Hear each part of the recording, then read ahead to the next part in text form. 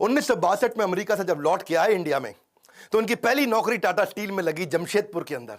और उस समय सारे मजदूरों के साथ रहते थे, शॉप फ्लोर पे रहते थे, उनके साथ ही डॉर्मेट्री में सो जाया करते थे, खाना भी लाइन में लग के कैफेटेरिया में उनके साथ लंच किया करते थे। इन्होंने पूछा गाड़ी मिलेगी? उनको बोला गया गाड़ी नहीं मिलेगी आपको, साइकिल पे आया करो, अच्छा रहेगा। बोला साइकिल, अच्छा मैं समझ गया। तो ये पैदल ही आने लगे, साइकिल पे भी नहीं आए। अपनी लीडरशिप में इन्होंने टीसीएस को लिस्ट किया, पब्लिक गए, टाटा मोटर्स को उन्होंने न्यूयॉर्क स्टॉक एक्सचेंज में लिस्ट किया ताकि इंटरनेशनल पावर और रिकॉग्निशन मिल सके। As a chairman of Tata group उन्होंने बहुत सारी foreign companies, Tetley, Daewoo commercial vehicle, Corus group steel के लिए, जैगवार लैंड रोवर की कहानी तो आपको पता ही है। वो मैं बिल फोर्ड की कहानी, इनकी टाटा और बिल फोर्ड की बेइज्जती की कहानी पहले कवर कर चुका हूं कि कैसे इनकी बिल फोर्ड ने बेइज्जती करी थी। जब ये अपनी कंपनी बेचने डेट्रॉइट गए तो उन्होंने कहा तुम पे एहसान कर रहा हूं। रतन टाटा ने अपनी कंपनी बेची नहीं। बाद में बिल फोर्ड इनके पास डेट्रॉइट से मुंबई आए, बोले आप हमारी कंपनी खरीद के एहसान कर रहे हैं। तब इन्होंने जैगवार लैंड रोवर ली थी। 5 स्ट्रैटेजी पहले बिजनेस की लेता हूं, फिर बताऊंगा रतन टाटा ने शादी क्यों नहीं करी और इनके 10 अनसुने किस्से, वो कहानियां जो सुन के आप बहुत इंस्पायर्ड होंगे। पहले 5 स्ट्रैटेजी। पहली स्ट्रैटेजी ऑर्गेनिक ग्रोथ लेते हैं।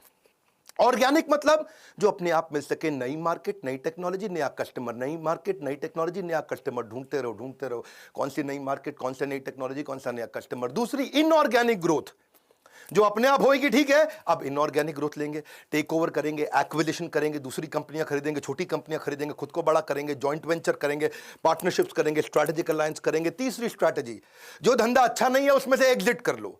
Cosmetic, paint, oil, soap, pharma, cement, ये 6 कंपनियां इनकी चली नहीं, उनसे एग्जिट कर गए, बाहर निकल जाओ, कोई अटैचमेंट नहीं, धंधे को धंधे की तरह चलाना है। चौथी स्ट्रैटेजी, एंटर करो उसमें जो चलेगा। रिटेल, टेलीकॉम, बायोटेक्नोलॉजी और टेक्नोलॉजी इनका बहुत अच्छा चलता रहा, उसमें एंटर करके उसको बड़ा करते गए।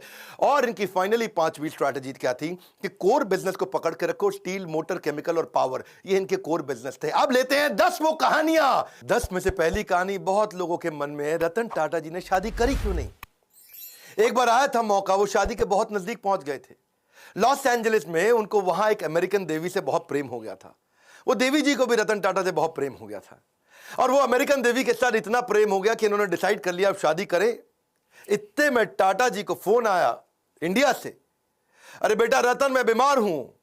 उनकी दादी का फोन आया, इंडिया मुझसे मिलने आ जाओ, मेरा आखिरी समय। रतन टाटा को जाना पड़ा क्योंकि उन्होंने सारी जिंदगी दादी के साथ ही तो बताई थी। तो उन्होंने देवी जी को बोला कि चलो चलते हैं अब इंडिया में शादी करेंगे हम लोग और दादी से भी आपको मिलवाऊंगा। तो वहां बेटी को रुकना पड़ गया क्योंकि उसके माता पिता ने बोला इंडिया में इंडो चाइना का वॉर चल रहा है। 1962 का समय था, इंडो चाइना वॉर चल रहा था। उन्होंने कहा अभी इंडिया जाना ठीक नहीं है। ये इंडिया गए, सोचा अब वो देवी जी आने वाली हैं। उधर उसके माता पिता ने उसकी शादी किसी और से करा दी। और रतन टाटा को सुन के बहुत धक्का लगा क्योंकि वो वचन दे चुके थे। रतन टाटा ने अपने कई इंटरव्यूज में ये बात बोली कि जो मैं बोलता हूं उसे पूरा करता हूं, मेरे मुंह से ऐसे शब्द नहीं बोलता मैं। I tend to not say things loosely. I try to live up to whatever I've said, the commitments I've made. क्योंकि इन्होंने उस लड़की को वचन